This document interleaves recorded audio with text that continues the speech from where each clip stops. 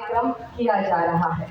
यो तो प्रभु श्री राम के बारे में बोलने के लिए अनेक लोग बोल ही रहे हैं। इसका ना आवाज बढ़ा दीजिए, थोड़ी सी बेस बढ़ा दीजिए इसका। यूं तो प्रभु श्री राम के गुणगान प्रत्येक कथावाचक अपने अपने मंचों से कर ही रहा है, उनके प्रसंग हमारे बीच में ला ही रहा है। यूं तो प्रभु श्री राम के बारे में लाखों लोग बात कर ही रहे हैं, लेकिन मैं समझती हूँ कि जो बात नहीं की जा रही है और जो आज के समय में प्रासंगिक है वो बात करना ज्यादा जरूरी है। लोग मुझे बोलते हैं कि दीदी आप थोड़ा सा कड़वा बोलते हैं, थोड़ा मीठा बोला करो, यानी सही सही सा बोला करो, सीधा सीधा बोला करो, पॉजिटिव बोला करो। मैं कहती हूँ कि हम सनातनियों की ऐसी आदत हो चुकी है कि हम गहरी नींद में सोए हुए हैं। हम जगना तो चाहते हैं, लेकिन जब जगना चाहते हैं जब पीछे से कोई तमाचा खींच कर मार दे तब हम जगेंगे, ऐसे नहीं जगना चाहते। जगना चाहते हैं किंतु कब? जब पीछे से कोई तमाचा मार दे।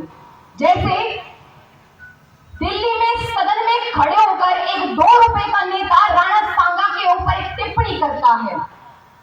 मैं यह प्रश्न करती हूँ कि कितने ऐसे हिंदू होंगे, कितने ऐसे भारतीय होंगे जो उस टिप्पणी से पहले राणा सांगा के बारे में जानते होंगे। मैं निश्चित रूप से कह सकती हूँ कि लगभग 5% लोग ऐसे होंगे इस देश में जो राणा सांगा के बारे में जानते होंगे, और उसमें से 2-3% तो ऐसे होंगे जो सिर्फ नाम जानते होंगे। लेकिन जब से वो टिप्पणी सदन में हुई तब से आज लाखों लाख लोग राणा सांगा के बारे में जानते हैं।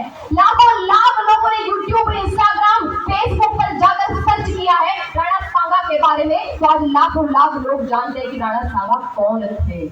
ये हमारी आदत हो चुकी है, हम सनातनियों की इस प्रकार की आदत हो चुकी है। खैर, लोकतंत्र के मंदिर में खड़े होकर एक 2 रुपए का नेता इस प्रकार की टिप्पणी कर देता है और उसके दल वाले उस टिप्पणी को रोकते नहीं है बल्कि उसका सहयोग करते हैं। मैं ऐसे 2 रुपए के नेताओं के बारे में कुछ कहना चाहती हूँ कि पतझड़ में किसी पत्ते की तरह झड़ रहे होते, पतझड़ में किसी पत्ते की तरह झड़ रहे होते और सदन को भूल जाओ तुम कहीं पर सड़ रहे होते, सदन को भूल जाओ तुम कहीं पर सड़ रहे होते। और मेवाड़ की वो गर्दनें यदि बलिदान ना देती, मेवाड़ की वो गर्दनें यदि बलिदान ना देती तो तुम भी किसी बाबर के घर पे कलमा पढ़ रहे होते, तुम भी किसी बाबर के घर पे कलमा पढ़ रहे होते। याद रखिएगा कि धर्म बचता नहीं है, धर्म को बचाया जाता है। अरे मेवाड़ के उन वीर वीरांगनाओं की लाज तो रख लेते, उनका एहसान तो मान लेते। अरे एहसान फरामोशी ही दी होती तुमने। अरे क्या इसीलिए ही रणभूमि में चेतक ने टापे तोड़ी थी? क्या इसीलिए ही रणभूमि में चेतक ने टापे तोड़ी थी? क्या इसीलिए ही भगत सिंह ने अपनी जवानी छोड़ी थी? क्या ये है भगत सिंह के सपनों का भारत? क्या ये है?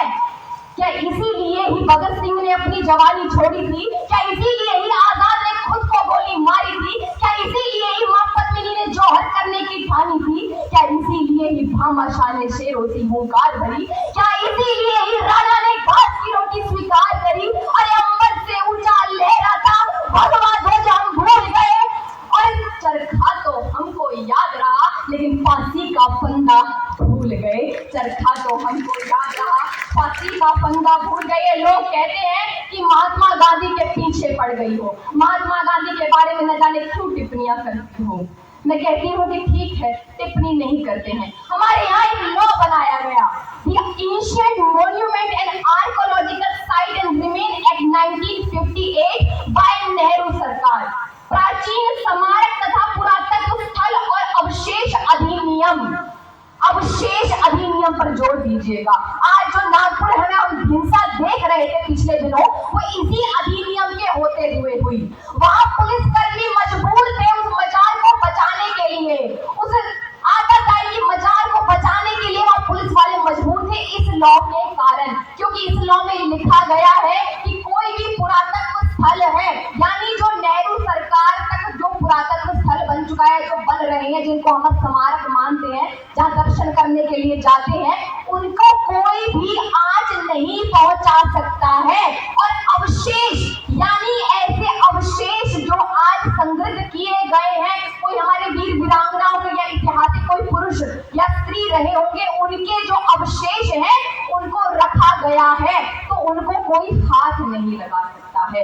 मैं पूछती हूँ कि जो महात्मा गांधी जी जिस रस्सी से अपनी बकरी निर्मला को बांधा करते थे, वो आज भी साबरमती के आश्रम में रखी हुई है। वो चरखा जिससे वो काटा करते थे, वो आज भी साबरमती आश्रम में है। लेकिन कहाँ है वो रस्सियां जिससे सुखदेव, राजगुरु और भगत सिंह को फांसी लगाई थी? कहाँ है वो बंदूक जिससे आजाद ने खुद को गोली मारी थी? कहाँ है वो यज्ञशाला जिसमें राम प्रसाद बिस्मिल हवन किया करते थे? कहाँ है वो हवन कुंड? नहीं है हमारे पास, वो अवशेष नहीं है। यदि अवशेषों की बात करी जाए तो कहाँ है अवशेष?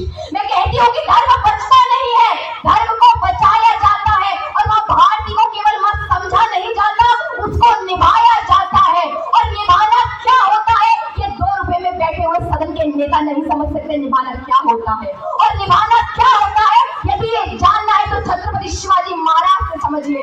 निभाना क्या होता है, ये चंद्रशेखर आजाद से समझिए। निभाना क्या होता है, ये राम प्रसाद बिस्मिल से समझिए। निभाना क्या होता है, राणा सांगा महाराणा प्रताप से सीखिए। निभाना क्या होता है, ये भगत सिंह, सुखदेव, राजगुरु, उपमन्यु, श्वेतकेतु, अष्टावक्र, वीर हकीकत राय, जोरावर सिंह, फतेह सिंह, खुदीराम बोस से सीखिए कि निभाना क्या होता है। ये 2 रुपए के नेता नहीं समझ सकते कि निभाना क्या होता है। 18 वर्ष का राम प्रसाद बिस्मिल, 18 वर्ष का राम प्रसाद बिस्मिल, मुझे क्षमा कीजिएगा।